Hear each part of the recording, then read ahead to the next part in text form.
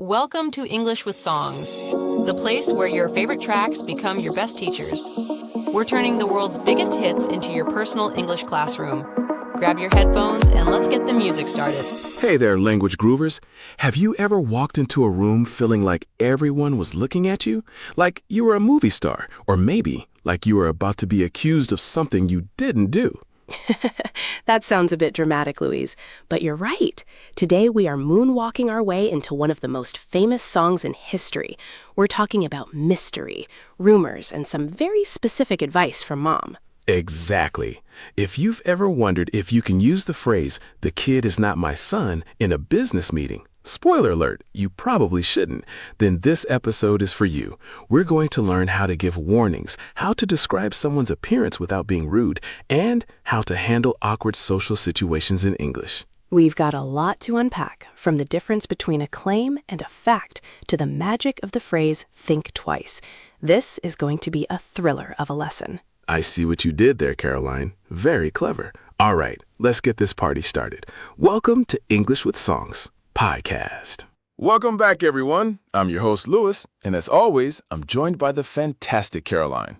Hi, Louise, and hi to all our listeners out there in May 2026. It's a beautiful day to improve your English. It really is. Today, we are analyzing Billie Jean by the king of pop, Michael Jackson. This song is a gold mine for A2 to B2 learners because it uses storytelling to teach us grammar and social register. Here is our promise for today's episode. By the end of this show, you will understand how to use the imperative, be careful, in 3 different social levels. Master the vocabulary of claims versus statements. Learn how to describe people using movie metaphors. And most importantly, you'll know how to avoid causing a scene when you speak English in public. If you love learning English through the hits, make sure to hit that like button and subscribe to our channel. Your support helps us keep the music playing and the lessons coming. Are you ready to dive into the lyrics, Louise? I'm ready. I've got my sequin glove on and my vocabulary notes ready. Let's go. Luis, it's so good to see you. I feel like I haven't seen you since we danced on the floor in the round at the last Christmas party. Oh, please don't remind me, Caroline. I think I caused the scene with my terrible dancing. But hey, it's a great way to start our vocabulary review. Definitely. Remember, guys, we divide this into 2 parts. First, podcast words to help you understand us, and then song words to understand Michael. Our first word is literal. Literal. Lit-er-ul. Literal. This means using words exactly according to their basic meaning. For example, don't take the lyrics too literal, or you'll think Michael is actually in a courtroom. Good one. Next is warning. Warning. Warn-ing. Warning. A warning is a statement that tells you to be careful because of a danger or problem. Example, the song gives us a strong warning about who we love. Third word, register. Register. Reg-is-ter. Register. In linguistics, register is the level of formality in your speech. We have formal, neutral, and casual registers. Example, you need to change your register when talking to your boss versus your friends. And finally, ambiguous. Ambiguous. Am, big, you, us. Am-big-you-us. If something is ambiguous, it has more than one possible meaning. It's not clear. Example, the ending of the song is a bit ambiguous. We don't really know if he's telling the truth. Now, let's look at the lyrics. First up, beauty queen. In the song, she is like a beauty queen from a movie scene. This refers to a woman who is exceptionally beautiful, often in a very perfect, almost artificial way. Usage, neutral. Example, she won the local pageant and became the town's beauty queen. Next, cause a scene. This means to make a loud, public disturbance or argument that makes people look at you. Informal, casual. Example, I didn't want to cause a scene at the restaurant, so I paid the bill even though it was wrong. Word number 3, claim. To claim is to say that something is true, even if you haven't proven it yet. It's very common in news and law. Neutral, formal. Example, he claims he was at home during the party, but no one saw him. And the last one, think twice. This is a classic idiom. It means to consider something very carefully before doing it, usually because it might be a mistake. Neutral, polite. Example, you should think twice before quitting your job without another one lined up. Luis, I have to ask, why this song? Michael Jackson has hundreds of hits. Why is Billie Jean so special for an English student in 2026? Great question, Caroline. First, it's a masterclass in storytelling through the past tense. But more importantly, it deals with a very common human experience, denying a rumor. The song is full of cautionary advice, things people tell you so you don't get into trouble. I see. Like when he says, people always told me, be careful of what you do. Exactly. Let's deconstruct that. In English, when we say be careful of something, we are giving a direct order or a strong piece of advice. How can we use that in real life? So, context. Michael is being warned about his reputation. Daily life, you can use be careful of for physical safety or social safety. Example 1, casual. Be careful of that dog. He looks a bit grumpy. Example 2, at work. Be careful of what you say in the email. The manager is CC'd. What about the phrase, I am the one? In the song, she says, I am the one who will dance on the floor in the round. It sounds very specific. The one is a very powerful way to say the person chosen or the person responsible. If you are at a job interview and you want to be hype, you could say, I am the one you need for this position. If you are pointing out a culprit, you might say, he is the one who broke the vase. That makes sense. It creates a very strong focus on a specific person.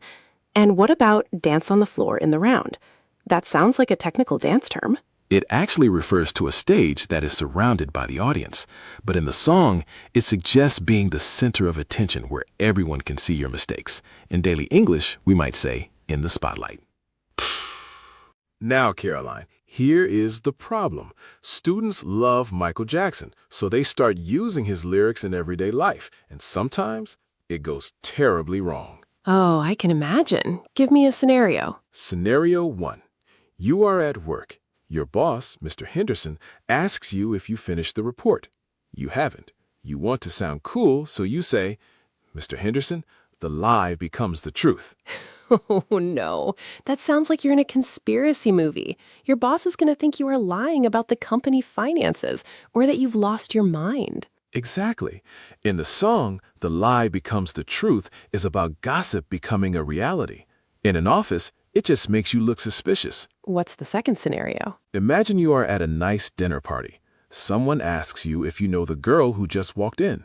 You want to be descriptive, so you say, she's just a girl who claims that I am the one. Stop. That is so awkward. If you say that, everyone is going to think you have some secret drama or a legal problem with her. You are taking a very specific, heavy lyric and dropping it into a casual conversation. The pain here is that you sound defensive and way too dramatic. Exactly. The listener will be thinking, whoa, I just asked if you knew her. I didn't ask for your life's drama.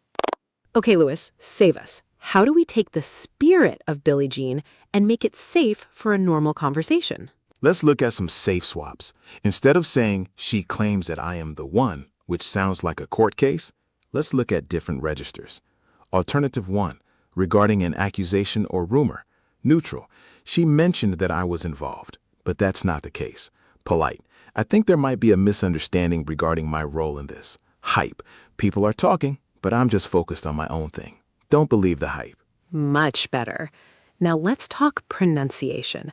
Michael has a very specific way of singing. He says, Billie Jean is not my lover. Yes, let's talk about word stress. In the word lover, the stress is on the first syllable. La-ver. If you say lo-ver, nobody will understand you. Tip, practice the linking. Is not my. Billie Jean is not my lover. Let's try some micro role plays to see this in action. Scenario A, the gossip, casual. Hey, Caroline, I heard you were the one who ate the last piece of cake in the break room. Think twice before you believe that, Luis. I wasn't even in the office yesterday. Oh, my mistake. I guess the rumors are wrong. See, think twice is a perfect way to tell someone to be careful with their information without being rude. Scenario B, the beauty queen, description. How was your date last night? She was very nice. She was actually striking, like someone from a movie scene, but she was very down to earth. Striking. I like that word. It's a great safe swap for beauty queen if you want to sound more professional. Scenario C, the warning, work. I'm thinking about telling the client that the project will be done 2 weeks early. I would be careful of making promises like that. If we are late, it will look bad. You're right. I'll think twice about the timeline. Notice the grammar there. Be careful of verb ing or be careful of now. It's an imperative that works perfectly in a professional register. Wow, we really moved through that quickly. Let's recap our top 5 phrases from today. 1. Cause a scene. Use it to describe a public disturbance, but try not to do it yourself. 2. Think twice. A perfect, polite way to suggest someone should reconsider a decision.